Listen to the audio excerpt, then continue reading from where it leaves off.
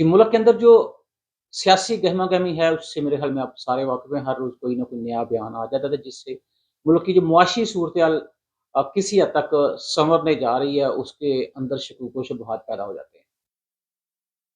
मेरे ख़्याल में हमें जो इस वक़्त बड़ी अशद ज़रूरत है सादगी अपनाने की, वो चाहे गवर्नमेंट लेवल पे हो, वो चाहे इंडिविजुअल लेवल पे हो, क्योंकि जो गैर ज़रूरी अखराजात हैं, उनको बचाए बगैर मेरा ख़्याल है कि हम अपने मुल्क को मुआशी बहरान से नहीं निकाल सकते।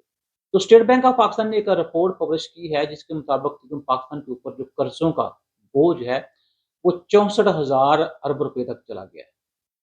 64,000 अरब तक। और रबा साल का जो पहले 2 माह हैं और वफ़ाक जो है, ये ज़ाहिर बात है जो स्टेट बैंक ऑफ पाकिस्तान की रिपोर्ट है उसके अंदर ये चीज़ लिखी हुई है। तो इस साल के पहले 2 माह में गवर्नमेंट ने 3126.5 अरब कर्ज़ लिया है। आप ये अंदाज़ा कर लें कर्ज़ की तरफ हमारी दौड़ जो है वो कितनी तेज़ है। अब वही रिपोर्ट आपको ये भी बताती है कि अगस्त के अंदर ये दो अगस्त 2023 के अंदर हुकूमत के मकामी ज़राए से हासिल करदा कर्ज़े जो हैं, उनकी मालियत 775 अरब 40 करोड़ रुपए बैरूनी कर्ज़ों की मालियत जो है वो 1443 अरब रुपए का इज़ाफ़ा हुआ है। और इसी तरह मजमूई कर्ज़े जो हैं अगस्त के महीने में वो 2218 अरब रुपए रिकॉर्ड किए गए हैं।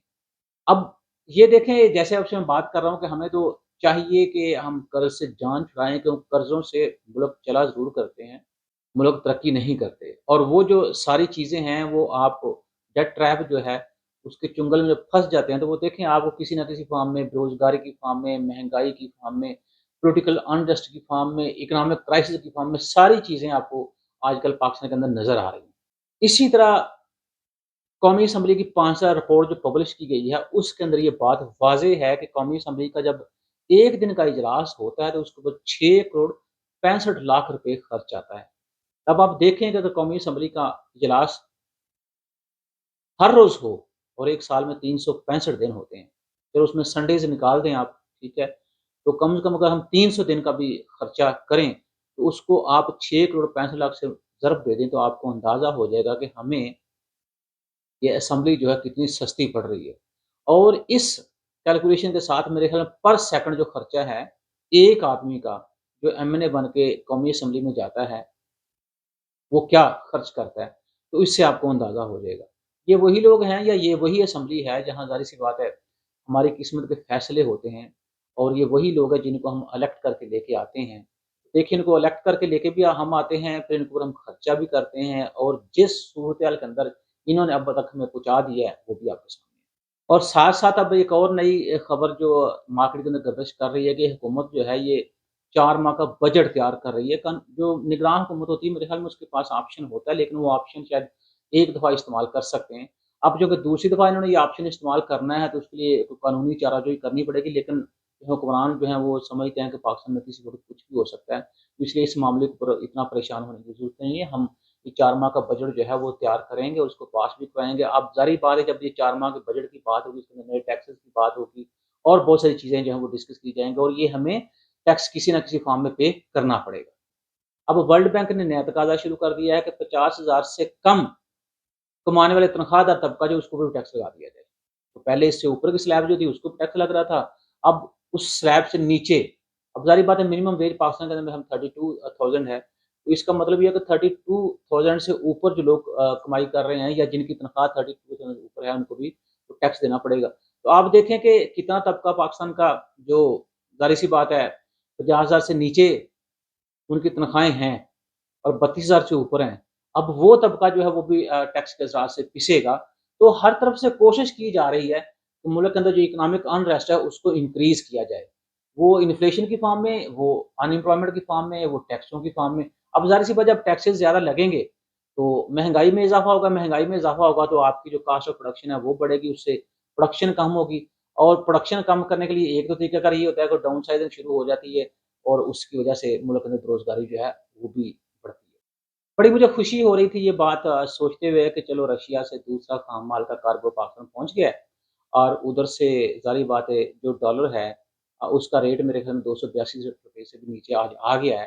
तो चलें पाकिस्तानी अवाम जो है इनको कम से कम जो डॉलर पाकिस्तान के अंदर सस्ता हुआ है उसका रिलीफ जो है वो मिलना शुरू हो जाएगा आने वाले चंद दिनों में। और खबरों के अंदर ये भी बात आ रही है कि शायद 16 अक्टूबर को तेल की कीमतों में मेरे ख्याल में 30 से 38 रुपए फ़ी लीटर कमी कर दी जाए। लेकिन एक बुरी खबर जो सुनने को आ रही है वो ये कि सऊदी अरब ने तेल की पैदावार में 10 लाख बैरल यौमिया कमी का ऐलान कर दिया है।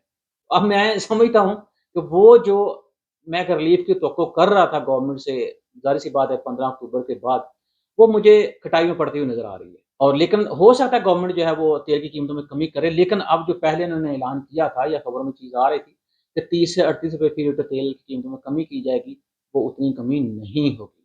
तो एक तरह से आप कह लें कि जैसे पहले गवर्नमेंट ने ये कहा था कि जब रशिया से हम तेल दरामद करने लग जाएँगे, तेल की पैदावार पाकिस्तान के अंदर बढ़ेगी, उससे ये है कि तेल की कीमतों में कमी आएगी।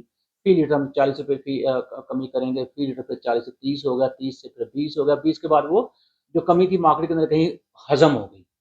तो मुझे लग रहा है कि शायद इस दफ़ा भी ऐसा ही होगा कि हम ये बहाना बना लेंगे कि सऊदी अरब ने चूँकि 10 लाख बैरल यौमिया तेल की पैदावार में कमी कर दी है, जिसकी वजह से इंटरनेशनल मार्केट के अंदर तेल की कीमतों में कमी की बजाय इज़ाफ़ा हो गया है, तो इसलिए हम आपको ये सम्राट जो है वो अभी नहीं दे सकते। तो जहाँ मैंने ये बात की थी कि मुल्क का अंदरूनी कर्ज़ा जो 64,000 अरब रुपए तजावुज़ कर गया है, दूसरी तरफ बैरूनी कर्ज़ा जो है, या गैर मुल्की कर्ज़ा जो है वो तकरीबन 125 अरब डॉलर से ज़्यादा हो गया है।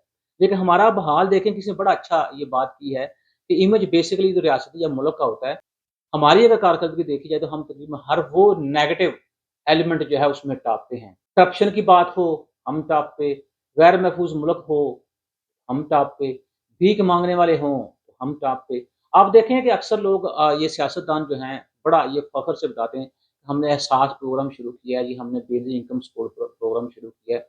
आप ज़रा थोड़ा गौर से सोचें, ठंडे दिल से, खुले दिमाग से, तो क्या ये दोनों प्रोग्राम जो हैं, ये भीख माँगने वाले नहीं हैं? क्या ये दोनों प्रोग्राम के थ्रू हमने लोगों को या लोगों को भीख माँगने की लाइन में लगाना शुरू नहीं कर दिया? क्या ये दोनों प्रोग्राम जो है मुल्क के अंदर भिखारी पैदा नहीं कर रहे? क्या ये दोनों प्रोग्राम, हालाँकि वर्ल्ड बैंक ने जो पीएमजी इनकम सपोर्ट प्रोग्राम है उसकी बड़ी तारीफ़ की, लेकिन उसके बावजूद मुझे ये बताइए कि दोनों प्रोग्राम लॉन्च करने से क्या गुर्बत में कमी हुई है? मेरा ख़्याल में कमी होने के बजाय गुर्बत में इज़ाफ़ा हुआ है, और अब तकरीबन 10 करोड़ लगभग लोग जो हैं आपके, वो गुर्बत की लकीर के नीचे रह रहे हैं। तो जब हमारी पॉलिसीज़ इस तरह की हों कि हम लोगों को मज़ीद गरीब से गरीब तर करते जाएँ या गुर्बत में इज़ाफ़ा करते जाएँ, तो मुल्क ने ख़ाक तरक्की करनी होती है।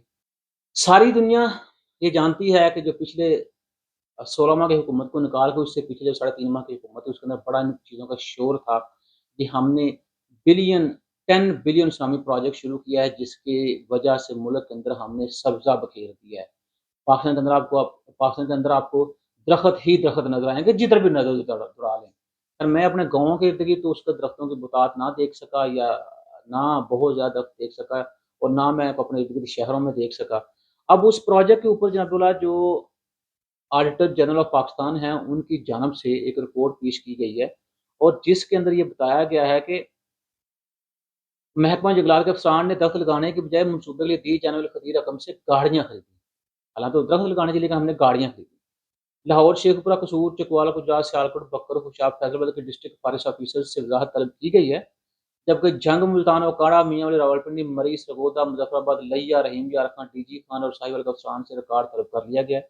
मनसूबे के लिए दी जाने वाली रकम को दीगर अखराजात पर खर्च करने वाले अफ़सरान के खिलाफ कार्रवाई का इम्कान है। फिर हम कहते हैं कि देखिए जी, पाकिस्तान जो है उसको क्लाइमेटिक चेंजेज़ जो हैं उसका सामना है, या उसकी वजह से मुश्किलात का सामना है।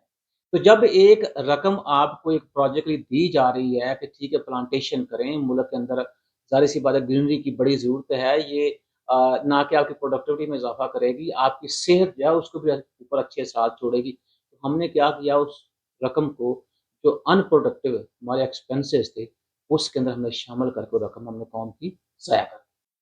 आपको ये जान के खुशी होगी कि यूरोपियन यूनियन ने पाकिस्तान का जो जीएसपी प्लस स्टेटस था उसके अंदर 4 साल की तौसीह कर दी है। तो इसका मतलब ये हुआ कि हम जो पहले फ़ायदा उठा रहे थे बरामदात का यूरोपियन यूनियन से, वो हम मज़ीद 4 साल उसके मज़े और लूटेंगे।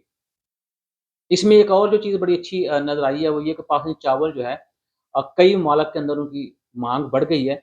अब कहा ये जा रहा है कि तकरीबन चावल की पैदावार जो 9 मिलियन टन तक पहुँचने की तवक्को है इस साल, اور پاکستان نے 4.8 ملین ٹن چاول بیرون ملک بھجوائے گا 2023 کے اندر ابھی تک 3.7 ملین ڈالر نے بھجوایا ہے اور بیرون ملک بھیجنے والے چاول کی مالیت 2.5 ارب ڈالر ہے. تو اس کا مطلب یہ ہے کہ اگر دوسرے ممالک کے اندر پاکستانی چاول کی ڈیمانڈ ہے تو میرے خیال میں باقی جو پاکستانی اشیاء ہیں خاص کر ایگریکلچر سیکٹر سے منسلک ان کو بھی ان کی مارکیٹنگ کرنی چاہیے تاکہ ان چیزوں کی بھی ڈیمانڈ جو ہے انٹرنیشنل مارکیٹ کے اندر بڑھے اور ہمیں جس چیز کی قلت کا سامنا ہے لائک ڈالر جو ہے اس کی ظاہر سی بات ہے اماؤنٹ میں اضافہ ہو تو ہمارے تو ایک پر پریشر کم ہو. ورنہ تو بھائی صاحب اب تو ہم نے شادی حالوں کے اندر مردہ گوشت جو ہے وہ بھی کھلانا شروع کر دیا ہے.